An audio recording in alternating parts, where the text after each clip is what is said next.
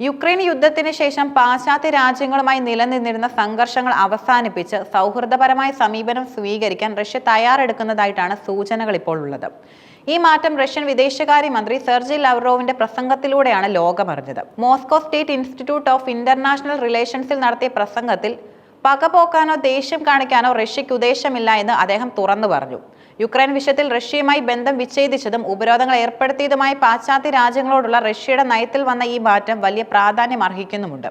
ഈ മാറ്റത്തിന് പിന്നിലെ കാരണങ്ങൾ എന്തെല്ലാമായിരിക്കാം? പ്രധാനമായും സാമ്പത്തികമായും രാഷ്ട്രീയമായും ചില ഘടകങ്ങളാണ് റഷ്യയുടെ നിലപാടിന് പിന്നിൽ. യുക്രൈൻ യുദ്ധത്തെ തുടർന്ന് ഏർപ്പെടുത്തിയ കടുത്ത സാമ്പത്തിക ഉപരോധങ്ങൾ റഷ്യൻ സമ്പദ് വ്യവസ്ഥയെ കാര്യമായി തന്നെ ബാധിച്ചു. അന്താരാഷ്ട്ര തലത്തിൽ ഒറ്റപ്പെട്ട അവസ്ഥയും വിദേശ നിക്ഷേപങ്ങളുടെ കുറവും റഷ്യയുടെ വികസനത്തിന് തടസ്സമുണ്ടാക്കി. ഈ സാഹചര്യത്തിൽ സാമ്പത്തിക തിരിച്ചടികൾ മറികടക്കാൻ റഷ്യയ്ക്ക് മറ്റ് രാജ്യങ്ങളുമായി ബന്ധം മെച്ചപ്പെടുത്തേണ്ടതും അത്യാവശ്യമാണ്.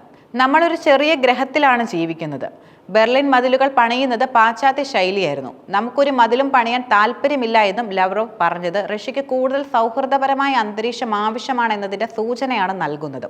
റഷ്യയുടെ നിലപാടിന് പ്രധാന കാരണം സാമ്പത്തിക മേഖലയിലെ മാറ്റങ്ങളാണ്. ഉപരോധങ്ങൾ മൂലം റഷ്യൻ വിപണിയിൽ നിന്ന് പിൻവാങ്ങിയ പാശ്ചാത്യ കമ്പനികളെ തിരികെ സ്വാഗതം ചെയ്യാനുള്ള ആഗ്രഹവും റഷ്യ പ്രകടിപ്പിച്ചു. റഷ്യയുടെ നീക്കം രാജ്യത്തിന്റെ സാമ്പത്തിക ഭാവിയെക്കുറിച്ച് ചിന്തിച്ചുകൊണ്ടുള്ളതാണ്.